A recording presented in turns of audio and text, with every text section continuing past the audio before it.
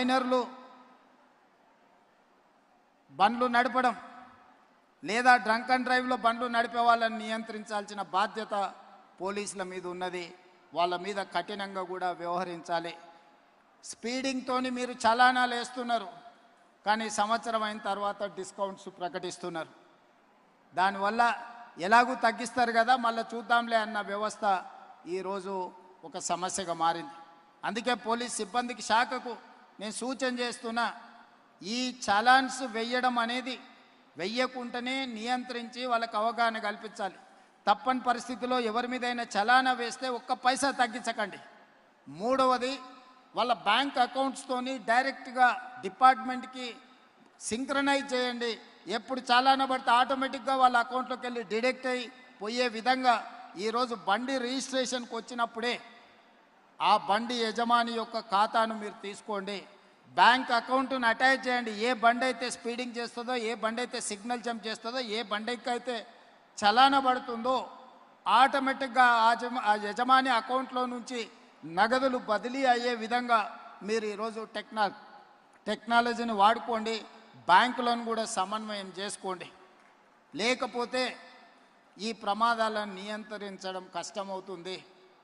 ఇలాంటి ప్రమాదాలకు పాల్పడే వాళ్ళ పట్ల కఠినంగా వ్యవహరించాలి. పిల్లలకు వాహనాలు ఇచ్చి ప్రమాదాలకు కారణమైతే వాహన యజమాని మీద కూడా కేసులు కట్టాలి. అప్పుడే చిన్నపిల్లలకు అందుబాటులో వాహనాలు పెట్టడం మానేస్తారు. ఇవన్నీ జరగాలంటే ప్రాథమిక విద్యలోనే పిల్లలకు అవగాహన కల్పించాలి. ఈరోజు పోలీసుతో పాటు రవాణా శాఖకు సంబంధించిన వాళ్ళు కూడా హెవీ లోడ్ ఈ మధ్యకాలంలో చూసినాం. ఒక క్రషర్, ఒక టిప్పర్ హెవీ లోడ్తో తీసుకెళ్లి ఆర్టీసీ బస్సును గుద్దితే 30-40 మంది బస్సులో ఉండే అమాయకులు చచ్చిపోయినారు.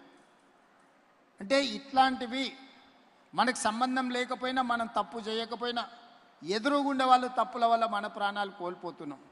దీన్ని నియంత్రించాల్సిన బాధ్యత ప్రభుత్వం మీదనే, రవాణా శాఖ, పోలీస్ శాఖ సిబ్బంది మీద ఉన్నది.